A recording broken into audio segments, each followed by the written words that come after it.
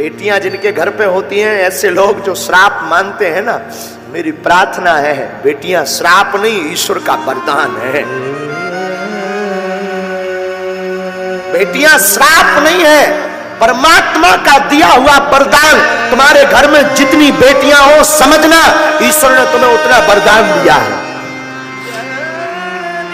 बेटियां बोझ नहीं है, बेटियां अपना भाग्य खुद लेकर के पैदा होती है। पुत्र के भाग्य को तो कई बार 12 ही पुत्र पिता के धर्म शास्त्रोक्त नीति से समझा रहे। कई बार पुत्र का भाग्य तो पिता के धर्म से बढ़ता, लेकिन बेटियां खुद भाग्य लेकर के पैदा होती हैं। इस पे हम प्रार्थना करेंगे। अशोक नगर की इस कथा ने यह इतिहास बनाया है मेरे साधुओं,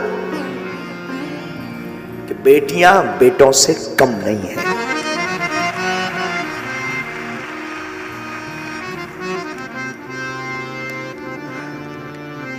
हमारे अनुभव में कई बार आकलन आता है, वार्ता आती है, कई बार, अनेक बार, जब बेटियों की शादी हो भी जाती है, वो ससुराल भी पहुंच जाती, लेकिन जीवन पर्यंत तक चिंता बेटियों को अपने मां बाप की रहती है।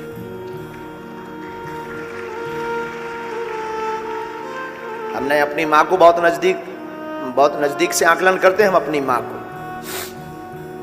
जब तक माता जी के, हमारी मां के जो माता पिता थे, उनका शरीर रहा, तब तक हमारी मां का वो हमने ममत्व देखा। शायद हम किसी को ये बोल रहे थे, किसी को बुरा लगे तो क्षमा करना, कोई भी व्यक्ति इस बात को कंट्रोवर्सी में मत लेना। मेरे साधुओं, काश भारत में बेटियों को मां बाप की सेवा करने का अगर हक होता तो आज भारत में एक भी वृद्धाश्रम नहीं होता।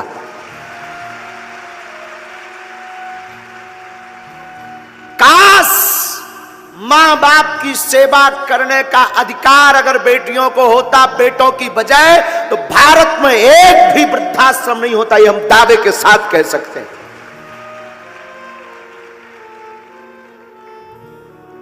लेकिन वो तो ठीक है, बेटों के अधिकार में है, ठीक है, फिर भी बेटियां, आज भी अनेक ऐसी बेटियां हैं, पुत्र निकम्मा हो जाता, पुत्र त्याग देता, बेटियां नहीं।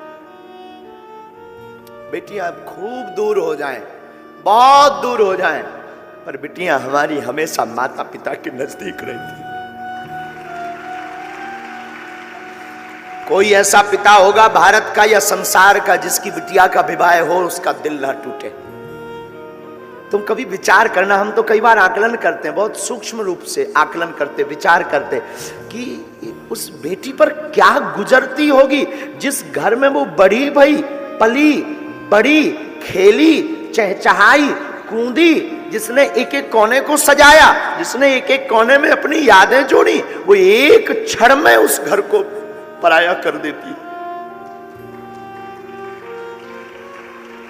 कितना बड़ा हृदय नहीं होता है। बेटियां कितने बड़े दिल की नहीं होती हैं। आज की यात्रा में हमें याद आया, जब आप सबको देखा ना, ये वाह हरी अशोक नगर की बेटियों, सच बताएं तुम सम्मान के योग्य हो।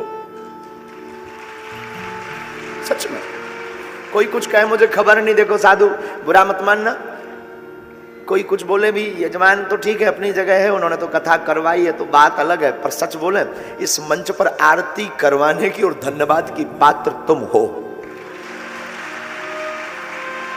तुमने सनातन के लिए एक नई दिशा खोल दी है।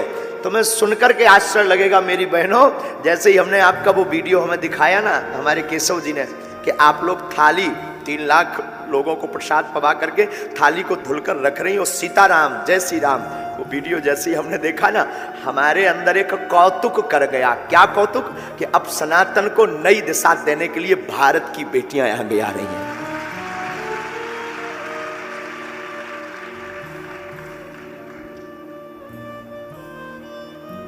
सच बोले मेरी बहनों, तुमने मुझे खरीद लिया। आज की कथा को तो मतलब आज की कथा का तो मन ही नहीं है कि कथा करे। तुमने खरीद लिया बेटियों, मेरी बहनों, खरीद लिया।